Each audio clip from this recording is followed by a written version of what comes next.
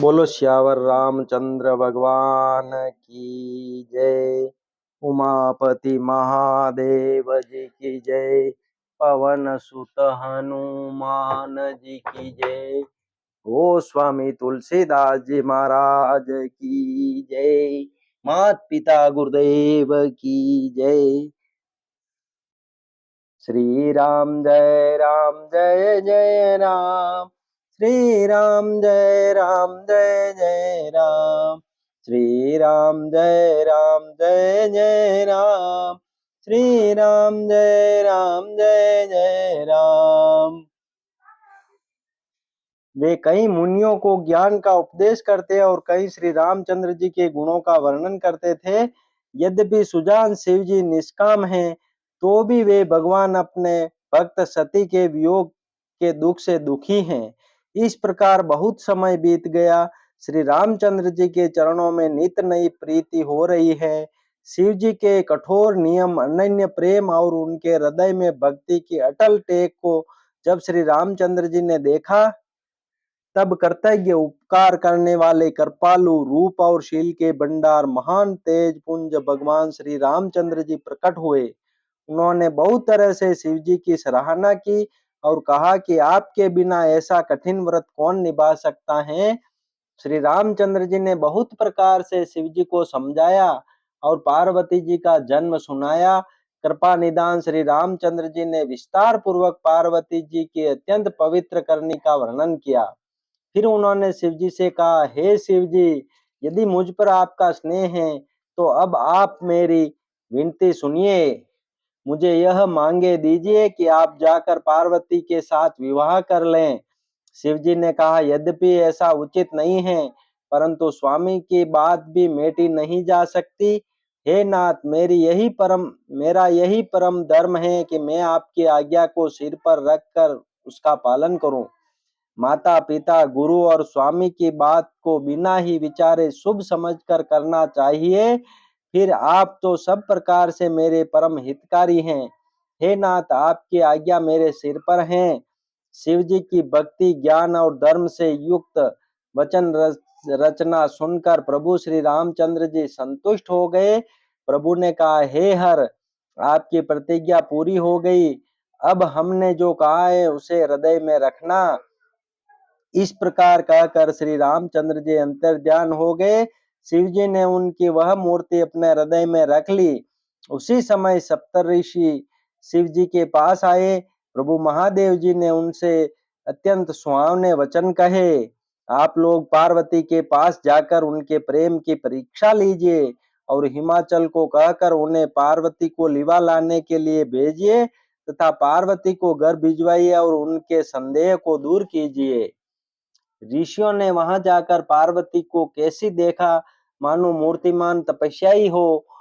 मुनि बोले, हे शैल कुमारी, सुनो, तुम किस लिए इतना कठोर तप कर रही हो? तुम किसकी आराधना करती हो और क्या चाहती हो? हमसे अपना सच्चा भेद क्यों नहीं कहती? पार्वती ने कहा, बात कहते मन बहुत सकुचाता है। आप लोग मेरी मूर्खता सुनकर हंसेंगे। मन ने हट पकड़ लिया है, वह उपदेश नहीं सुनता और जल पर दीवार उठाना चाहता है। नारद जी ने जो कह दिया उसे सत्य जानकर मैं बिना ही पांख के उड़ना चाहती हूँ। हे मुनियों, आप मेरा ज्ञान तो देखिए कि मैं सदा शिव जी को ही पति बनाना चाहती हूँ। पार्वती जी की बात सुनते ही ऋषि लोग हंस पड़े और बोले, तुम्हारा शरीर पर्वत से ही तो उत्पन्न हुआ है। भला कहो तो नारद का उपदेश सुनकर आज तक किसका घर बसा है? उन्होंने जाकर दक्ष के पुत्रों को उपदेश दिया था, जिससे उन्होंने फिर लौटकर घर का मुंह भी नहीं देखा। चित्रकेतु के घर को नारद ने ही चौपट किया। फिर यही हाल हिरण्याकश्यपु का हुआ। जो स्त्री पुरुष नारद की सीख सुनते हैं, वे घर बार छोड़कर अवश्य भिखारी हो जाते हैं। उनका मन तो कपटी है, शरीर पर सज्जनों के चिन्ह हैं। वे सभी को अपने समान बनाना चाहते हैं। उनके वचनों पर विश्वास मानकर तुम ऐसा पति चाहती हो जो स्वभाव से ही उदासीन, गुणहीन, निर्लज्ज, बुरे वेश वाला, नर कपालों की माला पहनने वाला, कुलहीन, बिना घर बार का, नंगा और शरीर पर सांपों को लपेटे रखने वाला है। ऐसे वर के मिलने से कहो तुम्हें क्या सुख होगा। तुम उस ठग के बहकावे में आकर खूब बोली। पहले पंचों के कहने से शिव ने सती से विवाह किया था, परंतु फिर उसे त्याग कर मरवा डाला। अब शिव को कोई चिंता नहीं रही, भीख मांग कर खा लेते हैं और सुख से सोते हैं। ऐसे स्वभाव से ही अकेले रहने वाले के घर भी भला क्या कभी स्त्रियां टिक सकती हैं। अब भी हमारा कहा मानो, हमने तुम्हारे लिए अच्छा वर विचारा है। वह बहुत ही सुंदर, पवित्र, सुखदायक और सुशील है, जिसका यश और लीला वेद गाते हैं। वह दोषों से रहित, सारे सद्गुणों की राशि, लक्ष्मी का स्वामी और वैकुंठपुरी का रहने वाला है। हम ऐसे वर को लाकर तुमसे मिला देंगे। यह सुनते ही पार्वती जी हंसकर बोली, आपने यह सत्य ही कहा कि मेरा यह शरीर पर्वत से उत्पन्न हुआ है, इसलिए हट नहीं छूटेगा। शरीर भले ही छूट जाए, सोना भी पत्थर से ही उत्पन्न होता है, सो वह जलाए जाने पर भी अपने स्वभाव को नहीं छोड़ता। अतः मैं नारद जी के वचनों को नहीं छोड़ूंगी, चाहे घर बसे या उजड़े, इसमें इससे मैं नहीं डरती। जिसको गुरु के वचनों में विश्वास नहीं है, उसको सुख और सिद्धि स्वप्न में भी सुगम नहीं होती। माना कि महादेव जी अवगुणों के भवन हैं और विष्णु समस्त सद्गुणों के धाम हैं, पर जिसका मन जिसमें रम गया, उसको तो उसी से काम है। हे मुनीश्वरों, यदि आप पहले मिलते तो मैं आपका उपदेश सिर माथे रख कर सुनती, परंतु अब तो मैं अपना जन्म शिव जी के लिए हार चुकी। फिर गुण दोषों का विचार कौन करे। यदि आपके हृदय में बहुत ही हठ है और विवाह की बातचीत किए बिना आपसे रहा ही नहीं जाता, तो संसार में वर कन्या बहुत हैं। खिलवाड़ करने वालों को आलस्य तो होता नहीं। और कहीं जाकर कीजिए। मेरा तो करोड़ों जन्मों तक यही हट रहेगा कि या तो शिव जी को वरूंगी, नहीं तो कुमारी ही रहूंगी। स्वयं शिव जी 100 बार कहें तो भी नारद जी के उपदेश को न छोड़ूंगी। जगत जननी पार्वती जी ने फिर कहा कि मैं आपके पैरों पड़ती हूँ, आप अपने घर जाइए, बहुत देर हो गई। शिव जी में पार्वती जी का ऐसा प्रेम देखकर ज्ञानी मुनि बोले, हे जगत जननी, हे भवानी, आपकी जय हो, जय हो। आप माया हैं और शिव जी भगवान हैं। आप दोनों समस्त जगत के माता पिता हैं। यह कहकर मुनि पार्वती के जी के चरणों में सिर नवाकर चल दिए। उनके शरीर बार बार पुलकित हो रहे थे। मुनियों ने जाकर हिमवान को पार्वती जी के पास भेजा और वे विनती करके उनको घर ले आए। फिर सप्तऋषियों ने शिव जी के पास जाकर उनको पार्वती जी की सारी कथा सुनाई। पार्वती जी का प्रेम सुनते ही शिव जी आनंद मग्न हो गए। सप्तऋषि प्रसन्न होकर अपने घर ब्रह्मलोक को चले गए। तब सुजान शिव जी मन को स्थिर करके श्री रघुनाथ जी का ध्यान करने लगे। उसी समय तारक नाम का असुर हुआ। इसकी भुजाओं का बल, प्रताप और तेज बहुत बड़ा था। उसने सब लोक और लोकपालों को जीत लिया। सब देवता सुख और संपत्ति से रहित हो गए। वह अजर अमर था, इसलिए किसी से जीता नहीं जाता था। देवता उसके साथ बहुत तरह की लड़ाइयां लड़कर हार गए। तब उन्होंने ब्रह्मा जी के पास जाकर पुकार मचाई। ब्रह्मा जी ने सब देवताओं को दुखी देखा। ब्रह्मा जी ने सबको समझाकर कहा, इस दैत्य की मृत्यु तब होगी जब शिव जी के वीर से पुत्र उत्पन्न हो। उसको युद्ध में वही जीतेगा। मेरी बात सुनकर उपाय करो, ईश्वर सहायता करेंगे और काम हो जाएगा। सती जी ने जो दक्ष के यज्ञ में देह का त्याग किया था, उन्होंने अब हिमाचल के घर जाकर जन्म लिया है। उन्होंने शिव जी को पति बनाने के लिए तप किया है। इधर शिव जी सब छोड़ छाड़ कर समाधि लगा बैठे हैं। यद्यपि है तो बड़े असमंजस की बात, तथापि मेरी एक बात सुनो। तुम जाकर कामदेव को शिव जी के पास भेजो। वह शिव जी के मन में क्षोभ उत्पन्न करे, उनकी समाधि भंग करे। तब हम जाकर शिव जी के चरणों में सिर रख देंगे और जबरदस्ती उन्हें राजी करके विवाह करा देंगे। इस प्रकार से भले ही देवताओं का हित हो, और तो कोई उपाय नहीं है। सबने कहा, यह सम्मति बहुत अच्छी है। फिर देवताओं ने बड़े प्रेम से स्तुति की। तब विषम 5 बाण धारण करने वाला और मछली के चिन्ह युक्त ध्वजा वाला कामदेव प्रकट हुआ। देवताओं ने कामदेव से अपनी सारी विपत्ति कही। सुनकर कामदेव ने मन में विचार किया और हंसकर देवताओं से यूं कहा कि शिव जी के साथ विरोध करने में मेरी कुशल नहीं है, तथापि मैं तुम्हारा काम तो करूंगा, क्योंकि वे दूसरे के उपकार को परम धर्म कहते हैं। जो दूसरे के हित के लिए अपना शरीर त्याग देता है, संत सदा उसकी बड़ाई करते हैं। यो कह और सबको सिर नवाकर कामदेव अपने पुष्प के धनुष को हाथ में लेकर सहायकों के साथ चला। चलते समय कामदेव ने हृदय में ऐसा विचार किया कि शिव जी के साथ विरोध करने से मेरा मरण निश्चित है। तब उसने अपना प्रभाव फैलाया और समस्त संसार को अपने वश में कर लिया। जिस तरह उस मछली के चिन्ह की ध्वजा वाले कामदेव ने कोप किया, उस समय क्षण भर में ही वेदों की सारी मर्यादा मिट गई। ब्रह्मचर्य, नियम, नाना प्रकार के संयम, धीरज, धर्म, ज्ञान, विज्ञान, सदाचार, जप, योग, वैराग्य आदि विवेक की सारी सेना डरकर भाग गई।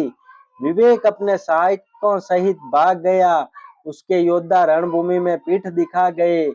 उस समय वे सब सदग्रंथ रूपी पर्वत की कंदराओं में जा छिपे, अर्थात ज्ञान, वैराग्य, संयम, नियम, सदाचार आदि ग्रंथों में लिखे ही रह गए।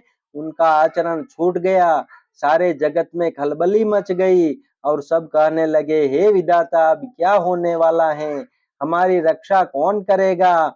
ऐसा 2 सिर वाला कौन है जिसके लिए रति के पति कामदेव ने कोप करके हाथ में धनुष बाण उठाया है? जगत में स्त्री पुरुष संज्ञा वाले जितने चर अचर प्राणी थे, वे सब अपनी अपनी मर्यादा छोड़कर काम के वश हो गए। सबके हृदय में काम की इच्छा हो गई। लताओं को देखकर वृक्षों की डालियां झुकने लगी। नदियां उमड़ उमड़ कर समुद्र की ओर दौड़ी और ताल तलैया भी आपस में संगम करने लगी। जब जड़ की यह दशा कही गई, तब चेतन जीवों की करनी कौन कह सकता है? आकाश, जल और पृथ्वी पर विचरने वाले सारे पशु पक्षी अपने संयोग का समय बुलाकर काम के वश हो गए। सब लोग कामांध होकर व्याकुल हो गए। चकवा चकवी रात दिन नहीं देखते। देव, दैत्य, मनुष्य, किन्नर, सर्प, प्रेत, पिशाच, भूत, बेताल, ये तो सदा ही काम के गुलाम हैं। यह समझकर मैंने इनकी दशा का वर्णन नहीं किया। सिद्ध, विरक्त, महामुनि और महान योगी भी काम के वश होकर योग रहित या स्त्री के विरही हो गए। जब योगीश्वर और तपस्वी भी काम के वश हो गए, तब पामर मनुष्यों की कौन कहे?